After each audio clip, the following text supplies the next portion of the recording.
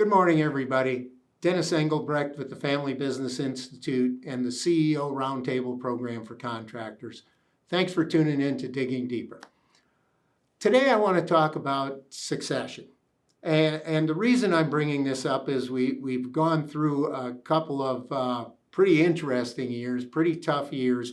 And as I look around at many of our clients sort of postponed or put off or delayed succession discussions and succession planning.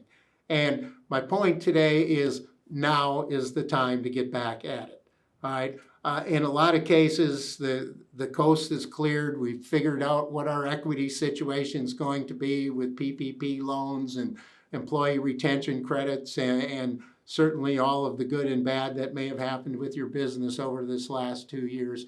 So there should be a much more clear windshield to look forward to as you go around planning succession.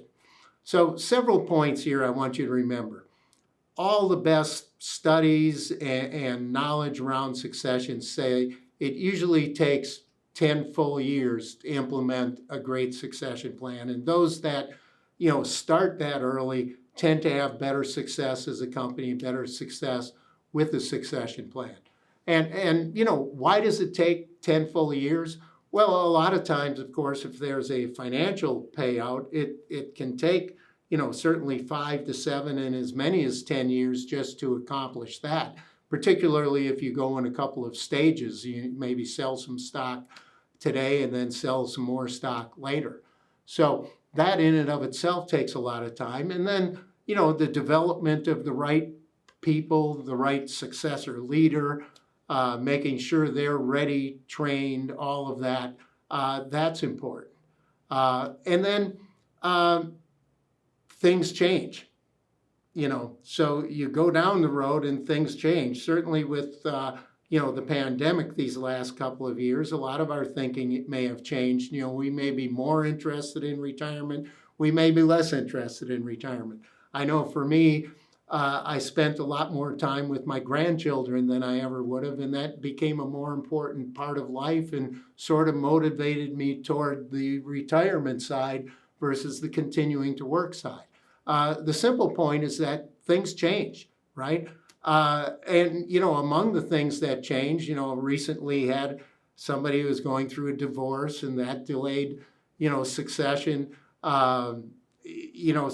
had some folks who had a failed successor leader. So sometimes it takes 2 tries. That's another reason to be, planning over about 10 years. You hate to get to the end of the game and find out, oops, this one didn't work. And now I'm tired and I don't really want to work, right? So that's not the place to be. So, you want to start early, allow that 10 years, and also have a plan B, right? In case plan A doesn't work. Not all plans work. So, very important to take that extra time. So as you think about succession as crafting your legacy, because a lot of times that's really what it is. What you're trying to do ultimately is get a great team with a great plan to carry on the great work of the company and hopefully to even more success than you've achieved. And so when you craft your legacy, you're really crafting that great team and putting together that great plan so it'll work, so they can, complete the financial aspects of it and not be behind the 8 ball in that way, so that the team that's supporting your next leaders is strong enough for them to be successful. Remember, the people that, you're putting into leadership behind you are probably the ones that help support you. Well, they need that support as well. So you can't neglect that. And then the final thing to help you on the road to succession is start thinking about your next chapter. And again, don't wait until, and you're in the last year, the last couple of years before supposed retirement. Start thinking about it now. Yes, now, 15 years beforehand, 10 years beforehand, 5 years beforehand. And how do you start that? How do you start thinking about the next chapter? Well, I'd encourage everybody to just make a list. Close your door for 30 minutes and make a list. What will you do with your future? What will you do to keep you motivated, to keep you busy, to keep you satisfied? There's a lot of possibilities out there. Travel, I mentioned grandkids. It's so interesting that once those grandkids come along, how different your thinking can be. There's various sports and activity, fishing, hunting, golf, tennis, all those sort of lifetime sports and activities. A vacation home, and you might start spending more time at your vacation home, might even relocate. I'm seeing more and more people relocating to be near where their adult children have moved, who also have the grandchildren, by the way, in a lot of those cases. I know my own brother, moved from Tucson to Portland. So we're seeing a lot of that. That's something to think about. I've seen some people recently partner with their sons or daughters in some business ventures and things like that, and that's given them sort of a new lease on life, things they wanted to do outside of their current business.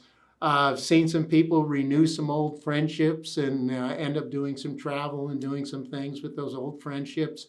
And then, becoming an expert at something, winemaking, beer brewing, whatever it is, but certainly being a lifelong learner, start reading more, taking classes.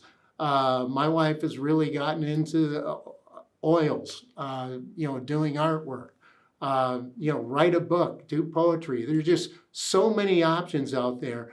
But what I encourage you to do is look at succession now, start early, allow 10 years, make a list, and start thinking about what that future looks like. And oh, by the way, don't just make the list, start trying some things out, see how they feel, see how you like them. Some of them, may not make it, and some of them may.